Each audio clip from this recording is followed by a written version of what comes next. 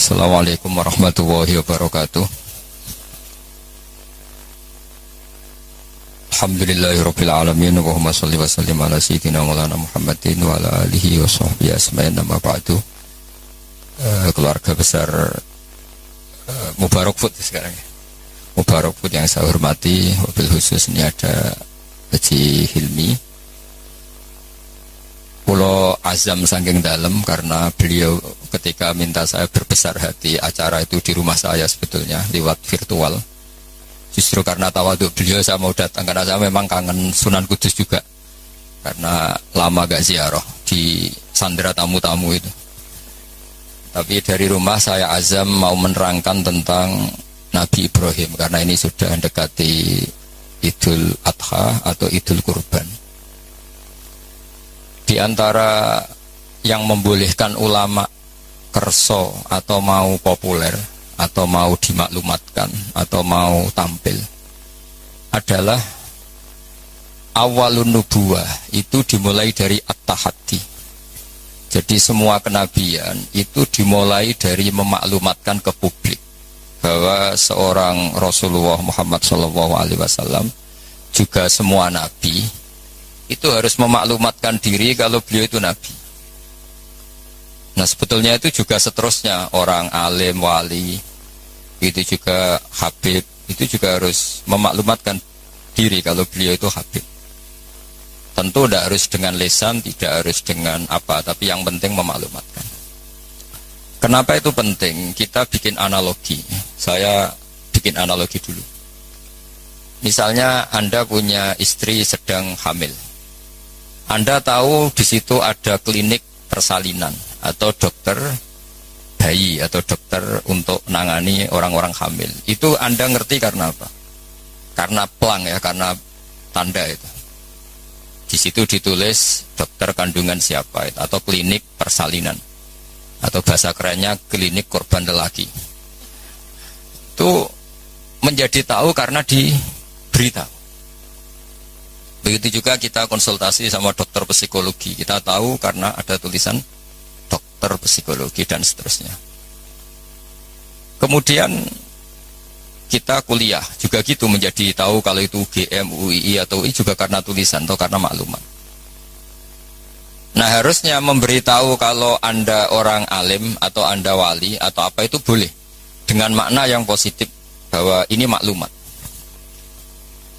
Nah kaitannya dengan Nabi Ibrahim alaihissalam, beliau itu pernah munajat dan ini awal beliau bergelar Khalilur Rahman, kekasihnya Allah.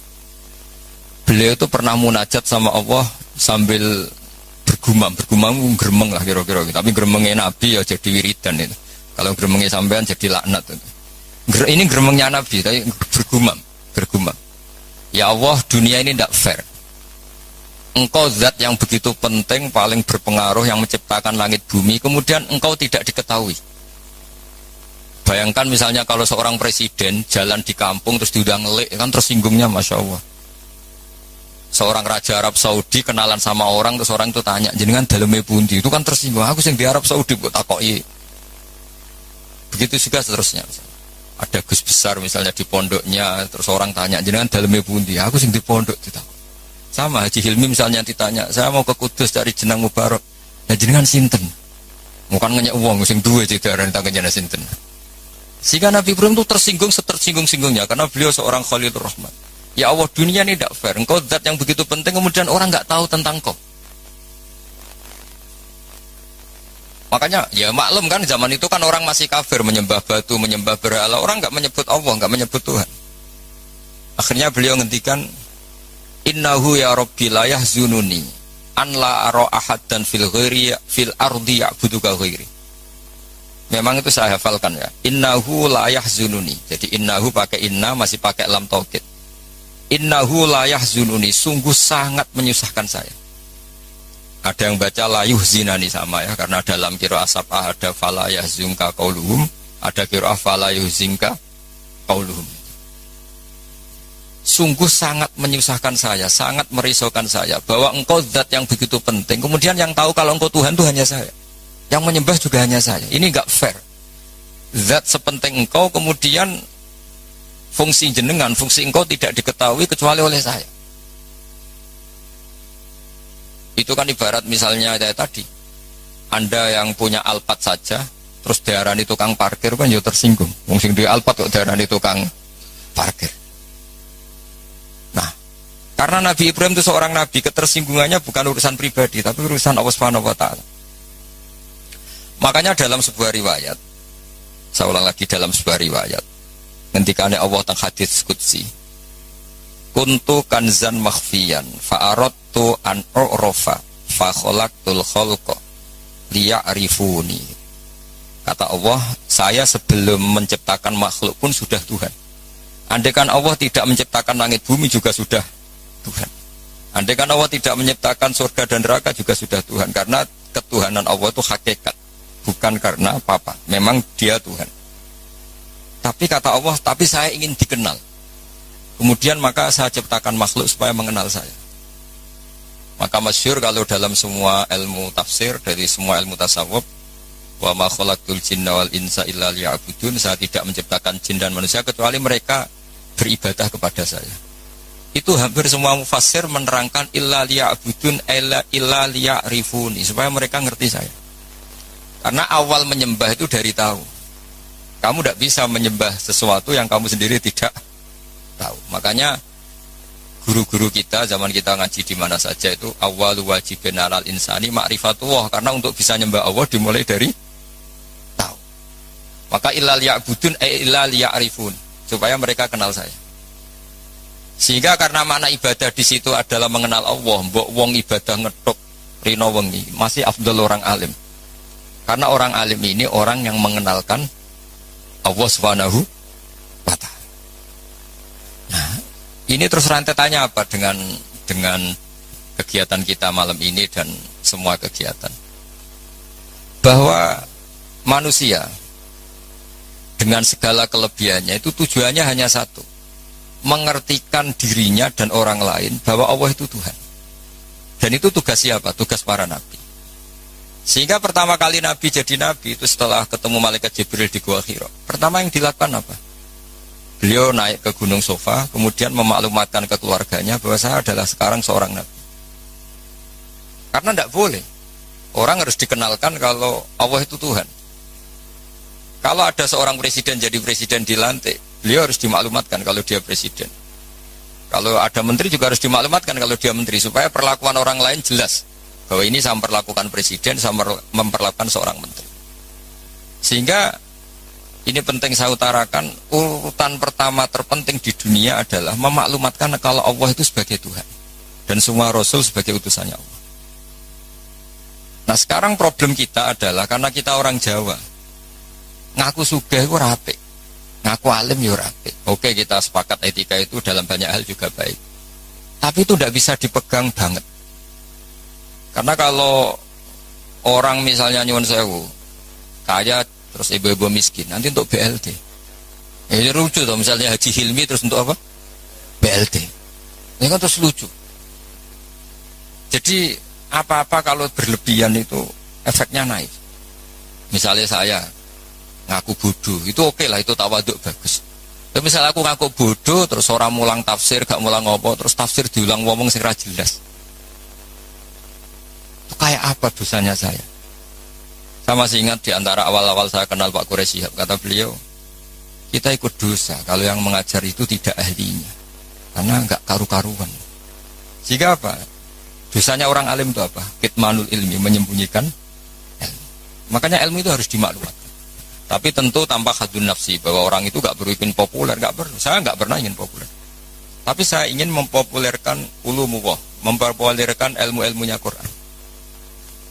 Jadi di antara sebabnya Nabi Ibrahim jadi Nabi adalah beliau pernah risau sampai punya gelar Khalilur Rahman.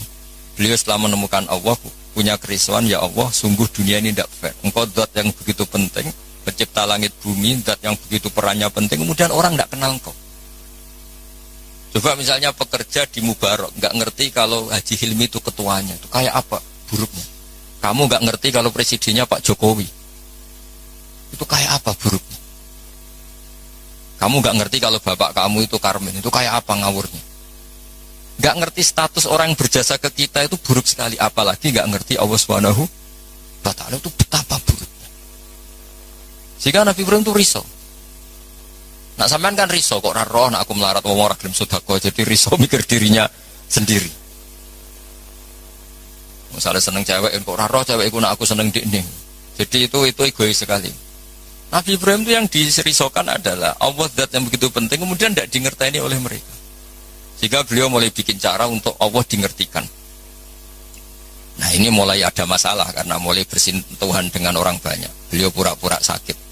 Tanya, kenapa kamu sakit? Ini loh sedang berobat. Dia kalau di sini mungkin di perapatan ya, atau kalau di sini mungkin simpang 7. Beliau terlentang. Faqala inni sakim, saya ini sakit.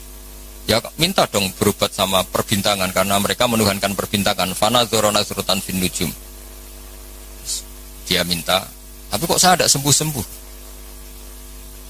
Terus akhirnya dia datang ke tempat pemujaan. Setelah datang ke tempat pemujaan, terus beliau ngasih beberapa makanan. Kok tidak kamu makan? Jadi Nabi itu ya lucu. Wong karuan berhala kok ditawarin makan. Terus beliau mangkel karena dianggap berhala ini sombong, ditawari makan kok enggak mau. Itu dipukulin semua, hancur semua. Terus kapaknya diletakkan sama yang atas, yang ketuanya, yang paling besar. Jika beliau diadili itu lucu. Ibrahim siapa yang menghancurkan berhala-berhala kecil itu? Paling yang besar. Beliau gak terima disaingin kan. Wah, kalau gak percaya tanya. Fas'aluhum ingkanu yantikun. Kalau gak percaya tanya. Wah, otak kamu ini mulai masalah Ibrahim. Wong karuan berhala kok ditanya. Wah, kamu itu afala takilun, agak gak punya akal, kamu gak bener. Ibrahim menimpali, kamu lebih gak punya akal. Karuan ngomong aja gak bisa kok kamu sembah. Di sini mulai beliau bikin tamhid, atau dalam ilmu mantek itu tamhid itu bikin dasaran logika. Akhirnya mereka tahu bahwa Ibrahim tujuannya itu buruk, yaitu hanya mencibir kita menyembah berhala. Mereka karena punya kekuasaan, ya sudah Ibrahim dimatikan saja, dibakar. Itu sudah jadi logika penguasa, kalau kalah argumentasi ya main kekerasan. Singkat cerita mereka memutuskan dibakar. Nah, setelah Nabi Ibrahim dibakar ini yang jadi pelajaran bagi kita. Sangat-sangat jadi pelajaran bagi kita. Bahwa amal kebaikan, misalnya jenang mubarok, itu gak penting nanti menguasai dunia, perdagangan itu gak penting. Tapi memberi sinyal, memberi isyarah bahwa seorang muslim itu bisa mungkin bermanfaat bagi yang lain. Gak harus menang. Saya misalnya sebagai kiai, yang penting kiai itu mulai. Gak harus menang, juga ada harus populer. Ini saya ditemani Habib Zain, seorang Habib itu berkahi sama yang lain. Gak harus nomor 1. Kenapa itu perlu saya katakan? Karena begini. Ketika Nabi Ibrahim dibakar, ini dengerin, ketika Nabi Ibrahim dibakar, itu ketika api sudah begitu menggila ya, itu yang mau melemparkan Ibrahim jadi bingung karena terlalu panas. Dilempar itu nggak sampai tengah karena yang mau ngelempar sendiri sudah terlalu kepanasan. Singkat cerita terus ada ide manjanik itu semacam ketepel besar. Itu idenya iblis ini. Ya ide caranya pakai manjanik dilempar dari jauh tapi Ibrahim bisa jatuh di tengah apa? Api. Yang menarik di situ apa? Seekor katak itu lalu lalang dari telaga ke situ, hanya bawa air di mulutnya, kemudian disemprotkan. Kemudian Ibrahim itu matur nuwun atas komitmen katak. Karena padahal itu mesti nggak ngefek ya, pasti nggak ngefek sama sekali. Masa api sebesar itu kemudian mau dipadamkan oleh seekor katak. Nah, yang cicak itu datang ikut nyebuli, niupin supaya api tambah besar. Sebenarnya nggak ngefek juga, tapi ku mangkel no. Makanya dalam sejarah beberapa riwayat Sayyidah Aisyah itu pernah nembaki cecak, ya tentu pakai alat zaman itu. Karena untuk mengimplementasikan bahwa cecak itu hewan yang nggak benar gitu. Karena ikut dengan tanda kutip nyumbang membesarnya api. Padahal ya nggak ngefek juga. Itu kan sama jenengan di jalan ono wong idoni dari jarak 10 meter. Sampean mangkel gak? Mangkel kan meskipun gak kena. Roh raimu malah jus kan mangkel padahal gak kena. Sama, kowe ra duwe dhuwit ono wong senyum tuh seneng padahal ora nyafaati. Butuh dhuwit kok dikai senyum. Jadi semenjak itu ada satu fikih bahwa berkontribusi itu tidak harus menyelesaikan masalah. Tapi setidaknya tidak ada implementasi bahwa itu ekspresi kebencian atau kecintaan. yang kata tadi ekspresi kecintaan sehingga beliau lalu lalang ingin ikut memadamkan apa? Api. Yang cicak tadi kurang ajar karena ikut. Sama, mungkin kita bikin Mubarak Food. Mungkin ya, saya tidak tahu. Mungkin kita tidak akan mengalahkan kekayaan Cina-Cina. Tapi setidaknya umat Islam berlatih kira usaha, sehingga lahirlah Mubarak Food yang banyak dengan bentuk yang berbeda-beda. Sehingga umat Islam berlatih menjadi aktor, bukan objek. Begitu juga saya ngiyai ngajar tafsir. Orang supaya tahu bahwa pondok-pondok Indonesia bisa menghasilkan orang alim. Begitu juga jenengan, bahwa bisa nikmati gaji pertama. Bahwa orang bisa seneng itu tidak harus pakai korupsi, pakai mencuri, tapi senang sejati adalah makan gajinya apa?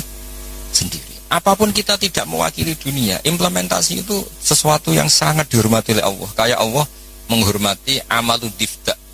Sehingga ketika ada seorang dokter, ya Rasulullah, saya ini ada sedikit penyakit yang solusinya obatnya materinya harus apa itu? Kata.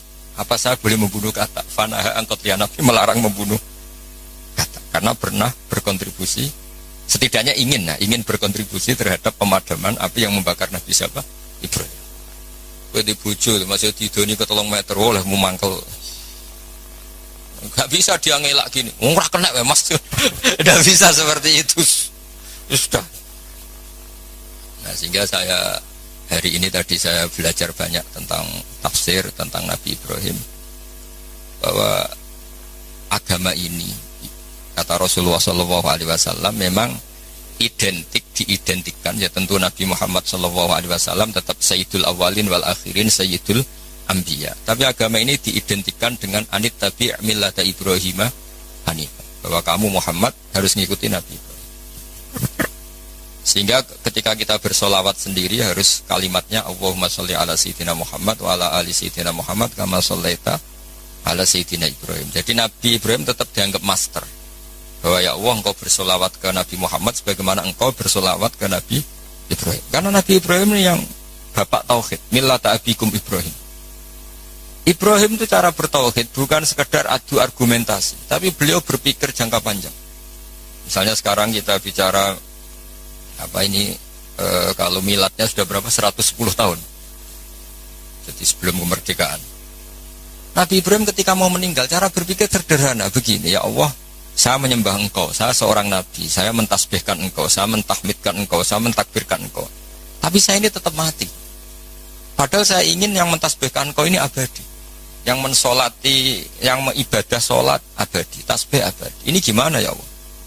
Solusinya apa? Ya Allah, saya ini harus punya turunan yang menjaga tradisi ini, yang menjaga keluhuran ini. Sehingga beliau nangis itu ingin punya anak soleh itu bukan karena beliau nanti kalau nggak anak soleh itu gimana, enggak. Gamane nangisi nasibnya agama ini gimana kalau saya tidak punya anak, tidak punya cucu yang soleh. Barokahnya itu pula nggak ada nabi setelah Ibrahim kecuali ada darahnya Nabi Ibrahim. Ya nggak ada nabi setelah Ibrahim kecuali pasti ada darahnya Nabi Ibrahim, baik dari ibu Sarah maupun dari ibu siapa? Hajar. Ada yang baca Hajar, ada yang baca Ajar ya, karena di beberapa teks memang ada yang ditulis dengan hak. Di Bukhari ada yang ditulis pakai apa? Hamzah. Hajar atau apa? Ajar. Ini penting saya utarakan, penting sekali, bahwa kalau Anda orang kaya yang memanfaati orang banyak, kamu ingin kaya lagi, anak kamu ingin kaya lagi, jangan niat biar anak putu kurang melarat, enggak. Tapi tradisi memanfaati orang lain biar jalan. Sama, saya juga ingin nanti anak saya alim.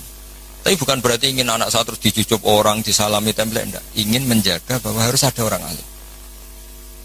Nah, kenapa harus anak kandung? Padahal murid bisa. Karena manusia itu didik orang lain itu ya repot.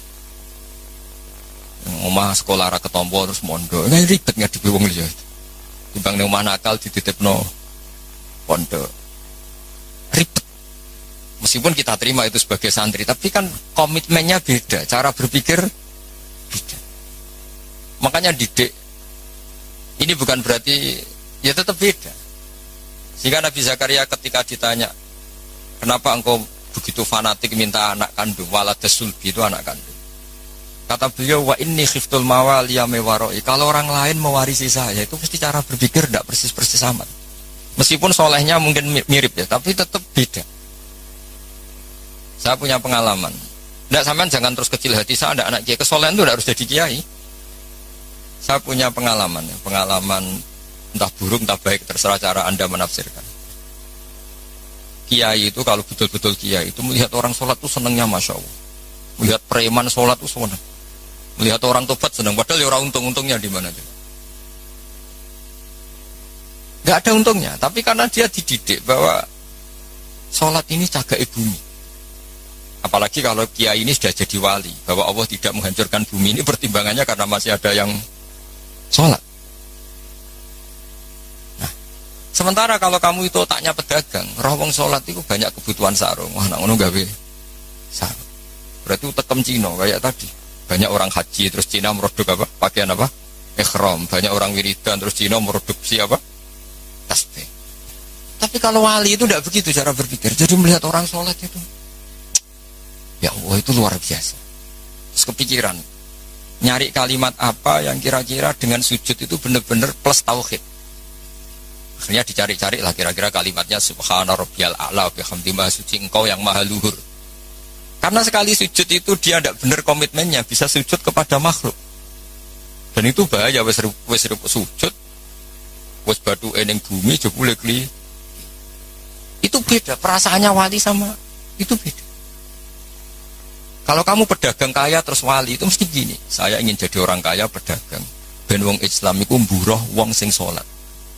Kayak apa hinanya kita, misalnya sampean apal Quran, iso ngaji maca Fathul Mu'in, terus dimajikan sing ora cewek, tersiksa enggak? Kayak apa tersiksanya? Dua atasan man lam yusolli wa lam yasum. Tapi nak kowe sugih mau diniat paling kan ana santri melarat itu mburuh ning aku salat, aku zakat, aku poso. Jadi solihun tahta yadi solihin wong soleh, mburuh ning wong. Itu beda. Sama-sama kepen dadi wong sugih tapi rasanya, dan itu yang dinilai Allah. Saya kenapa ngaji di mana-mana bawa kitab? Setidaknya orang itu lebih terhormat ngaji Mbak Nawawi, kitabnya jelas. Sanad saya jelas, saya ngaji Mbah Mun, ngaji bapak saya, ngaji keluarga Kudus, keluarga Kajen. Istifadah, saya jangan ngaji betul memang sama Mbah Mun. Ya, kalau istifadah ya dari berbagai kiai. Orang itu terhormat. Jajal misalnya aku ngaji sampean ngaji ning Kudus, nggo primbon. Itu Haji Hilmi kan tersinggung, sebab piye disowan terus cerita komik. Ngono kan gak mutu kan. Yo sini-sini wong Kudus kan, wah, banyak wong Kudus kan. Tapi kalau kita pakai sanad yang baik, pakai kitab yang baik, kan yo ngregani sing diaturi. Sehingga kenapa Nabi itu mesti min ansabi qaumi? Enggak ada Nabi kecuali dari nasab terbaik. Enggak ada Nabi kalah ganteng. Semua Nabi pasti yang terganteng di kaumnya. Ya terbaik nasabnya di kaumnya. Karena Allah itu kepengen ngregani masyarakat. Misalnya kayak di Nabi terus keriting, pesek, ya ribet. Senajan to soleh. Maka enggak ada Nabi illa min ansabi qaumi kecuali dari nasab terbaik. Jadi kadang-kadang orang salah paham, wah ini nasab gak penting, ya penting sekali. Justru dengan nasab ini masyarakat terhormat. Punya Nabi dari kasta terbaik, dari marga terbaik, dari kultur terus wajahnya juga ajmalan nas. Makanya wa kana Rasulullah sallallahu alaihi wasallam ahsanan nasi khalqau wa khuluq. Nabi itu pasti yang paling ganteng. Enggak boleh Nabi pesek itu aja enggak boleh. Apalagi yang lain apa enggak boleh. Tapi tidak usah disebut jadi fitnah. Pokoknya enggak boleh Nabi. Kalau cucunya kalau yang ganteng aja. Jadi Nabi itu begitu. Saya dulu ya mikir kenapa sih Nabi harus paling ganteng, paling bernasab. Tak angen-angen ini saking baiknya Allah, karena Allah ingin selain Nabi ini orang pilihan supaya umat ini terhormat kan. Oh senang Kang di Nabi ganteng. Yo gagah. Terus punya kultur yang baik. Kultur yang baik misalnya ditandai minimal yang kita kenal, tidak waladuz zina. Ya tidak waladuz zina. Sehingga Mbah Mun sering cerita ke saya. Kitab Madaih ini kata Mbah Mun, kitab Madaih itu macam-macam. Ono sing khas ilmiah, yaitu arbar janji. Ono sing khas isak brontoning pangeran, yaitu Dibak dan Simtud Duror. Dan beliau begitu ta'aluk sama kitab berjanji, kitab Simtud Duror, ya kitab Dibak. Saya kemarin baca Dibak puasa, juga baca Saman perhatikan ketika ulama dulu memuji Nabi. Di antara pujian yang disebut apa? Tarakus sifah hafalam yusibhum aruhum. Kan dimulai apa? Hafizul ilahu karomatal li Muhammadin aba'ahul amjada saunal lismihi. Allah menjaga harga dirinya Rasulullah SAW dimulai. Sayyid Abdullah nggak pernah zina, Sayyid Abdul Muttalib nggak pernah zina, Sayyid Hashim nggak pernah zina. Karena betapa buruknya kita kalau punya Nabi dari nasab yang tidak benar. Maka pujian pertama yang dilantunkan apa? Tarokus sifaha. Mereka meninggalkan perzinahan. Falam yusibhum aruhu, maka babanya Nabi itu tidak ada ceritanya yang mau berbuat zina. Min adami wa ila abihi wa ummi, dimulai dari Nabi Adam. Karena keren punya pemimpin, bapaknya jelas, mbahnya jelas, buyutnya jelas. Saratun saronur nubuwati fi asari rihurohimul bahiyah. Itu begitu. Akhlaknya juga gitu. Gak ada Nabi kok medit. Pusing kan gitu Nabi medit. Oh, pusing. Punya Nabi goblok, ya pusing kan. Makanya Nabi itu harus fatona, harus apa? Cerdas. Misalnya di Nabi sekolah atau munggah kan pusing. Terus jadi Nabi kue sing ranking. Iya sekolahnya pinter aku kok. Wong jadi kiai saja kalau ketemu temannya pusing.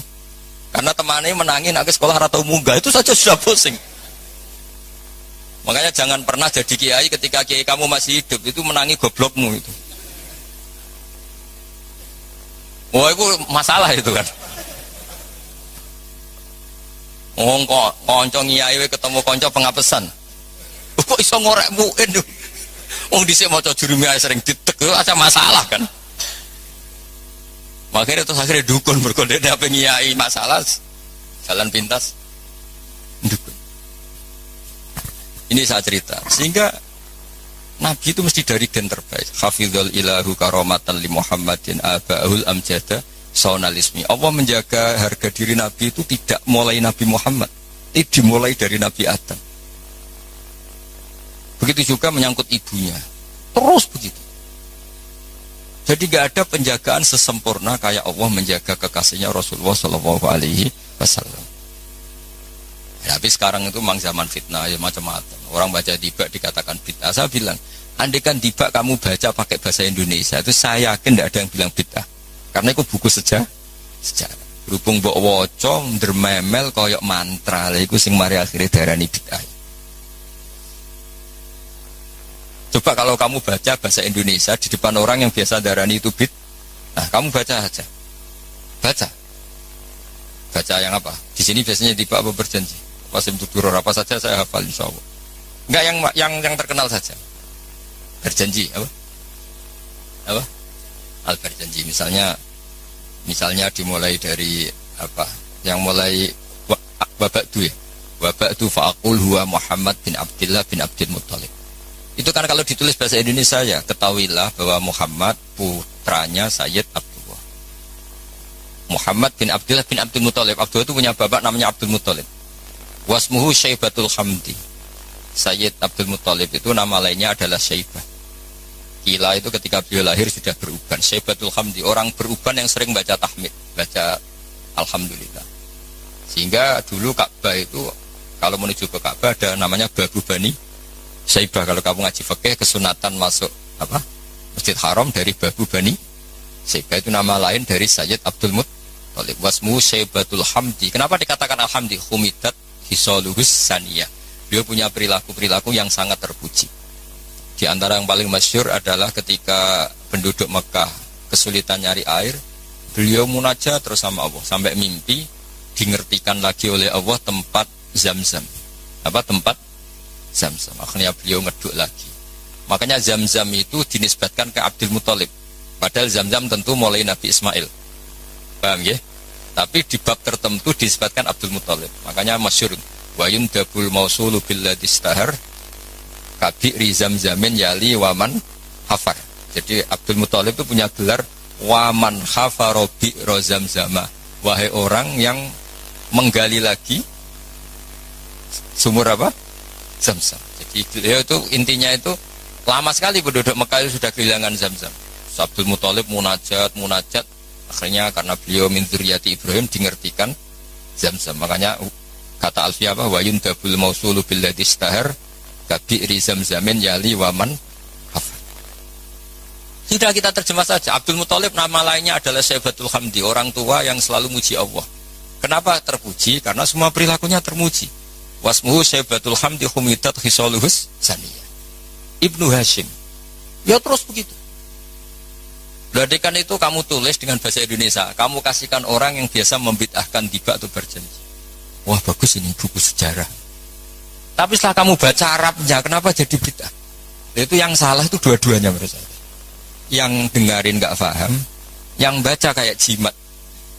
Karena yang nggak paham terus, Allah, apa maksudnya nggak jelas mungkin. Ya sama-sama nggak jelas itu akhirnya berakibat nggak jelas juga kan. Makanya saya mohon niru kayak Habib-Habib Yaman tuh. Kalau baca berjanji itu diam semua. Karena paham do nangis, yang baca yang nangis. Nangis paham bukan nangisin nasibnya enggak. Jangan gak cerita Mbah Mun pernah cerita di sekono khotib GR gede rumongso. Ini cerita Mbah Mun ya cerita kiai banyak cerita itu masyhur. Orang ono ada wong desa ku nuwakis dikira khotib khotbah sukses. Ora takoki wah khotbahku sukses yo. Mboten kula eling jenengan eling wedhus kula sing ilang. Dadi wonge malah dimiripno. Oh mangkelnya khotibnya wah semong dipadano. Jadi nangisnya itu nggak bener. Jadi ini saya cerita. Dan nasab ini terus kata Said berjanji wa adnanu bila raibin inda zalimil ulumin nasabiyah ila dzabihi Ismaila nisbatuhu wa muntama. Nabi Ibrahim itu adalah Abul Arab.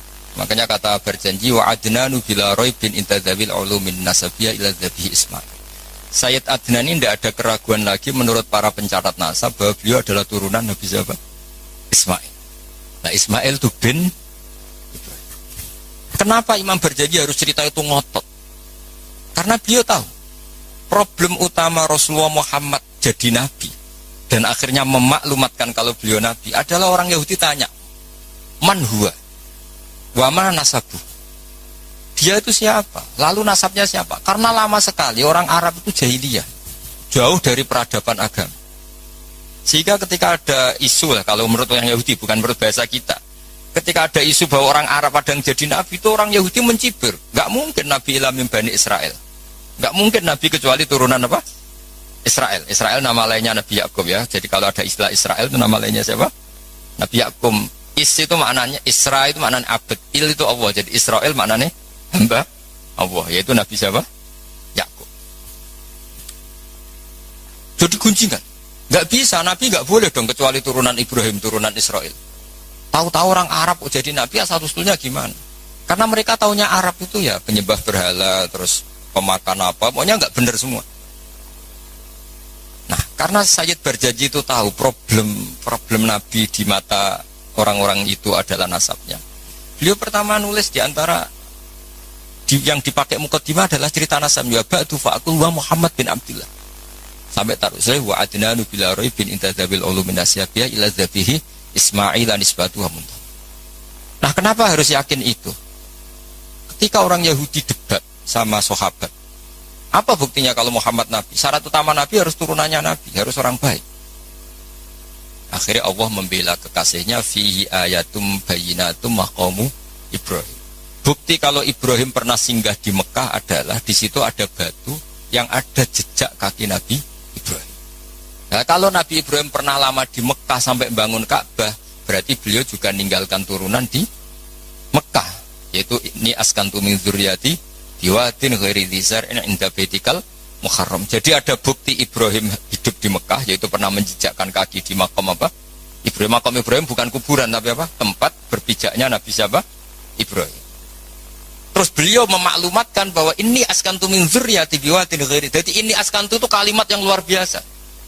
Misalnya pertanyaan gini, oke Ibrahim pernah ke Mekah, apa buktinya kalau anak turunnya ditinggal di Mekah? Kayak saya misalnya pernah di Palestina, atau saya pernah di Kudus. Buktinya mana kalau anak turun saya akhirnya hidup di Kudus? Makanya dibuktikan sama Allah, ini askantu min dzurriyyati. Kata Nabi Ibrahim, ya Allah, anak turun saya ini ada yang saya letakkan di sini. saya mukimkan di sini, saya mustautinkan di sini, saya berdomisilikan di sini, yaitu Nabi Ismail.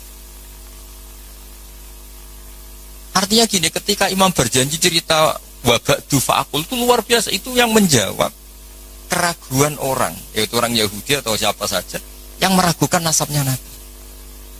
Sudah setelah nasabnya ketemu sapi Ibrahim sudah sah karena syaratnya Nabi itu dzurriyyatan ba'duha. Setelah nasabnya sah baru khasnya apa? Di antara khasnya adalah tarakus sifah hafalam yusibhum aruhu min adami wa ila abihi wa ummi. Sehingga yang namanya nikah itu bukan adat Islam saja. Zaman jahiliyah juga ada apa? Nikah. Ya tentu setelah Islam disempurnakan iya, tapi zaman jahiliyah itu sudah ada nikah. Buktinya begini.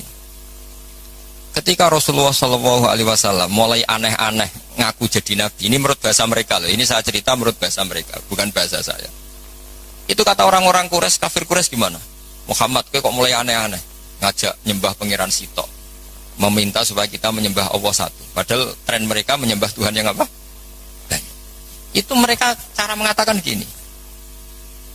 Kalau kamu menghendaki itu, kamu aneh-aneh itu ingin perempuan, ingin harta, ngomong. Kalau kamu ingin harta, jama'na laka malan. Kita akan mengumpulkan harta, fatakuna aktsaron nasi malam. Kamu akan orang jadi orang paling kaya. Terus ketika kamu aneh-aneh ingin kawin, ingin perempuan cantik, kita tembungkan ke keluarganya, kita mintakan keluarga. Terus fazawwajnakaha. Kemudian kami nikahkan kamu kepada perempuan itu. Intinya orang jahiliyah zaman itu sudah anti apa? Berzina. Orang kok kalau kamu suka perempuan tak sewakno itu enggak. Zawwajnakaha akan kami nikahkan. Karena fa'inan nikah itu adatul khiyar. Mulai dulu nikah itu adatnya orang-orang. Makanya kamu jangan protes tarakus sifaha falam sibaruhu itu. Sebelum ada Islam itu sudah ada haji, ada nikah, ada beberapa aturan sudah benar. Bahkan ketika Rasulullah jadi nabi, nikah zaman jahiliyah diabadikan apa enggak? Diabadikan. Orang yang zaman jahiliyah sudah nikah, nikahnya tidak usah diperbarui. Nikah itu sudah sah. Itu jelas di semua kitab fikih. Kecuali nikah yang mengandung kesalahan permanen dalam Islam. Misalnya orang nikahi buliknya, orang nikahi ponaannya. Asal yang dinikahi normal itu sah selamanya. Tapi ternyata nggak terjadi orang nikahi buliknya atau nikahi ponaannya. Karena tadi masih ada sisa-sisa syariat Khalilillah Ibrahim, masih ada sisa-sisa syariatnya Nabi siapa? Ibrahim. Jadi ini penting saya utarakan supaya kita dapat barokahnya Nabi Ibrahim alaihissalam, karena ini mau mendekati Idul Adha. Jadi Ibrahim itu orang yang cara berpikir jauh. Jadi saya mohon sama Pak Khidmi semualah, orang kaya maupun orang miskin, setengah kaya setengah miskin, kalau punya pilihan itu niatnya yang banyak. Ya tadi misalnya kita ingin jadi orang kaya, punya pekerja banyak, niati biar orang soleh ini tahtayadi solihin. Orang soleh juga nyuwun sewu kalau bisa yang buruh sama orang soleh. Kan lebih punya izzatun nafsi, lebih punya apa, harga. Meskipun ya tidak harus. Artinya tidak harus itu ya, saya bukan berarti mengaramkan orang Islam kerja di non muslim ya enggak. Ini kan cerita niat, bukan cerita satu apa sentimen agama enggak. Kita nasionalis religius lah cara bahasa sekarang goalnya itu enggak masalah. Tapi ini kan cerita. Ketika saya ini meskipun sekecil alim itu masih belajar sampai sekarang. Setidaknya lebih menghormati lah. Kalau kita ngaji ya belajar. Meskipun ya tetap mungkin salah, namanya manusia, tapi lebih menghormati. Nah, kalau kamu jadi dokter ya masih belajar, sehingga orang wong ngeluh mau obati penisilin. Kalau sudah tidak belajar pasti gitu kan. Ilmunya sudah tidak update, sementara penyakitnya update.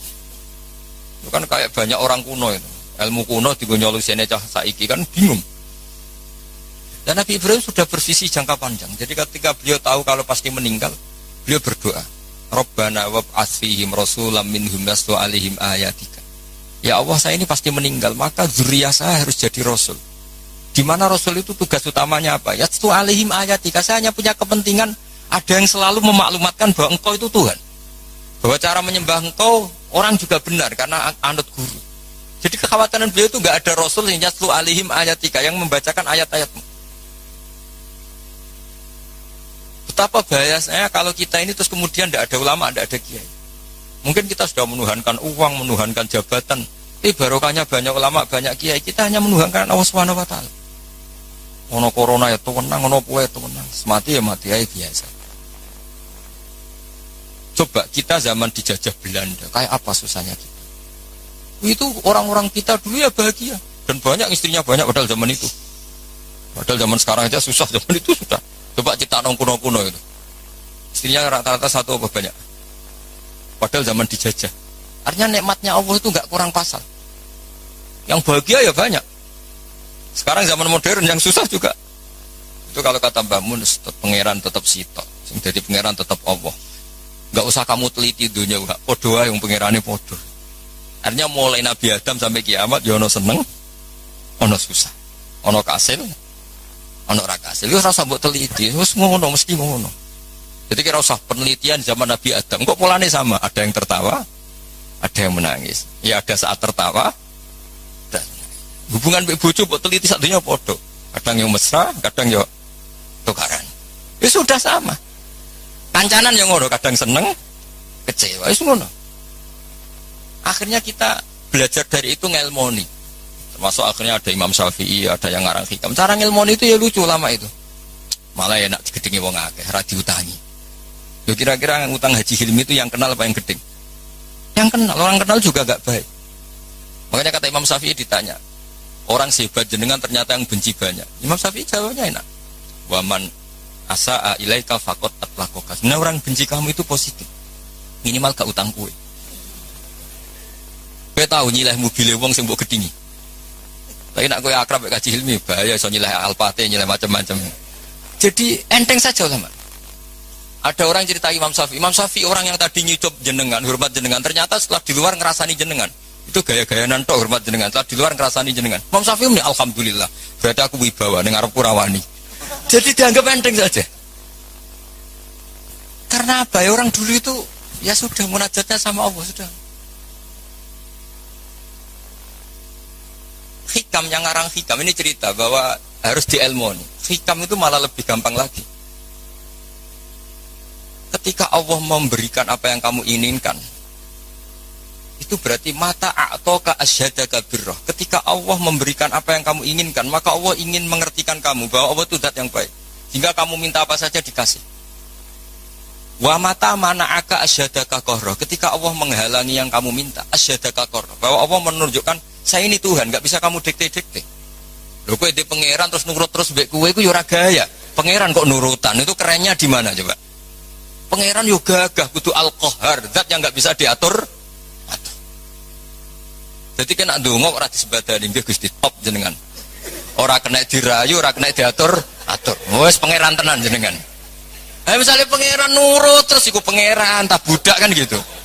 Makanya Allah tidak hanya punya sifat Rahman Rahim, itu Al-Jabbar, Al-Qahar.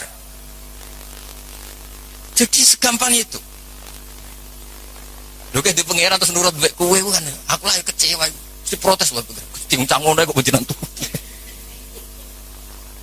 Jadi enteng saja ulama dulu muamalah sama Allah. Mata atau ka'asyadaka birrah. Ketika Allah memberi kamu, anggap saja Allah mengenalkan ke kamu bahwa dia zat yang terbaik. Wa mata mana aka asyada qarra. Ketika Allah tidak nuruti karep kamu, Allah itu ingin menunjukkan ke kamu, aku itu pangeran. Tetap yaf'alu ma yasha. Enak ya pangeran buat atur-atur. Nah, nurut aku, ora aku sing nurut kowe kan gitu. Coba keren mana punya Tuhan yang begitu sama yang nurutan. Coba. Keren mana? Keren sing Allah tetap yaf'alu ma yasha. Tapi kalau ilmu ini tidak kamu perbarui terus dengan ilmunya ulama, maka kamu akan menganalisis Allah dengan cara kamu sendiri. Oh, jari api anjuda aku jaluk ora dituruti. Wah, setan amoh.